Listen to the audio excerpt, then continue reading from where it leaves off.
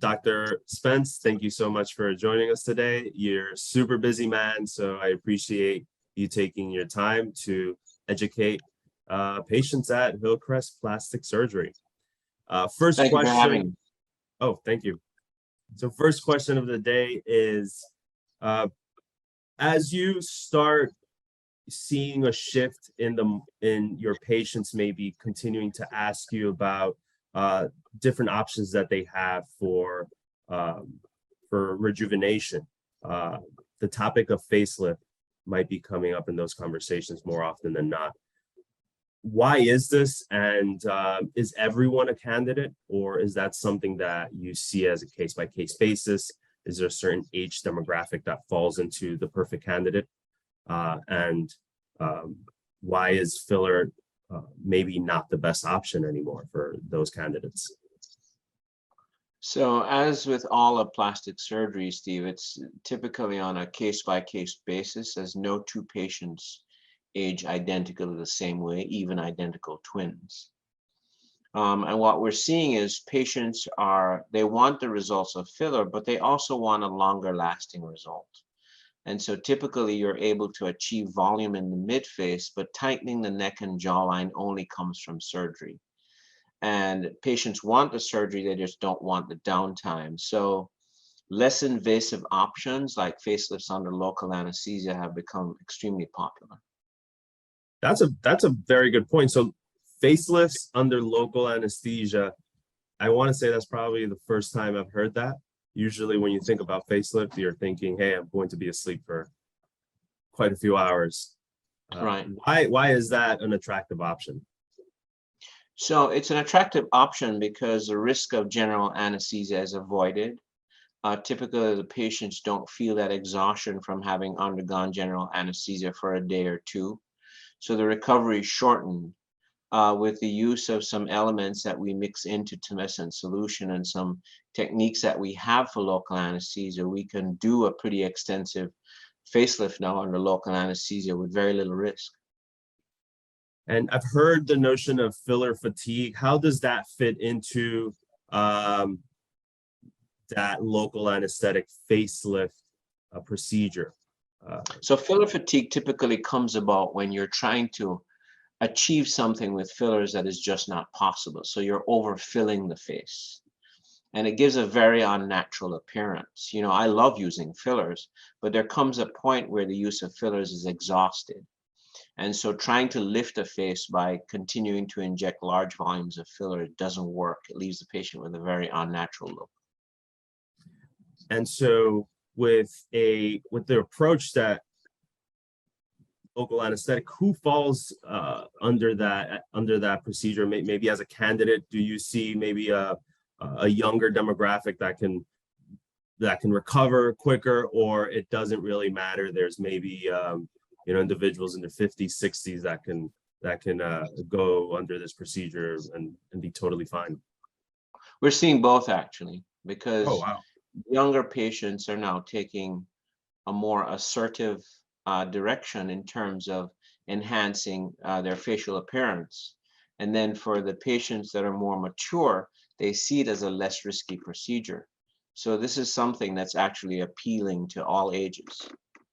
Very nice. Is there a cost difference? Is it less expensive or similar costs because of maybe these techniques that you've needed to develop over the years?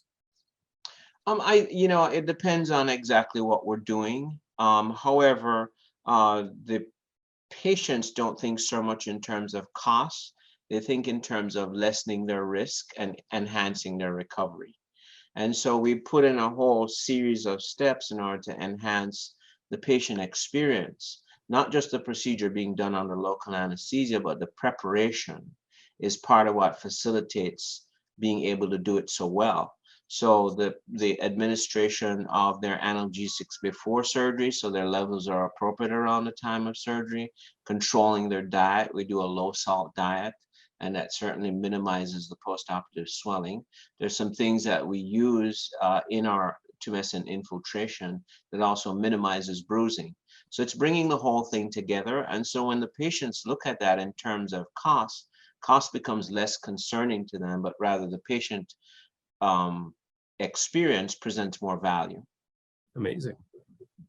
Within that same realm, we spoke about maybe a younger patient and also more mature patient, but we're also seeing different genders. And when I say different gender, obviously males going under the knife more often so than women, right? As of recent, I've read reports where there's a huge explosion of men seeking facelifts and other plastic surgery treatments because they, just like I do right now, just like we're on camera, they're finding Right. that, hey, people are looking at me way closer than they did before. I Right. just noticed this wrinkle, or I just noticed this or the other. Is that something that you've also been noticing at your practice? Absolutely. So when I first started doing facial surgery, and I've been at it a while now, I would say 98% of my population were female patients. And now we have about 30% of our patients are male patients. And it's not just for surgical procedures, it's also for Botox and fillers, as men travel a very similar pathway of wanting to preserve their youth. So we're seeing a lot more male patients now than we ever did. Amazing. And just to finish off, I guess for those that are viewing this and are curious to know what a consultation entails, maybe they don't know, right? So me, if I go into a consultation room with an expert such as yourself, I'm sure I'm going to have questions. Is facelift where I want to head to? Maybe I want to do a different type of treatment, a filler. What's that process look like? And how do you advise a patient on the best treatment course? So a good portion of the consultation is spent defining the patient's goals and where they are in their life phase. There are some patients that just don't have the time to undergo any surgical procedure. And so for those patients, the utilization of Botox and fillers and peels to brighten up the skin and skin tightening procedures work very well. But then there's the other patient who doesn't have the time to get Botox every 3 months or fillers every 6 months. And those patients want a longer lasting procedure. They don't mind doing 2 or 3 facelifts throughout their lifetime. They just don't want to come to the office every 3 months. So you sort of have to, I spend some time looking at past photographs of the patients and actually getting to know them a little bit. So I understand if there was a feature that they didn't like when they looked in the mirror 15 years ago, we can change that. And then the things that matter to them most in the aging process can be individually addressed. Amazing.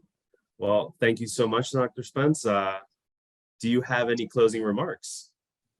Yeah, I think that, we're very fortunate to be living in a time where we can curtail, often reverse, and in detail address the aging process for a very elegant outcome.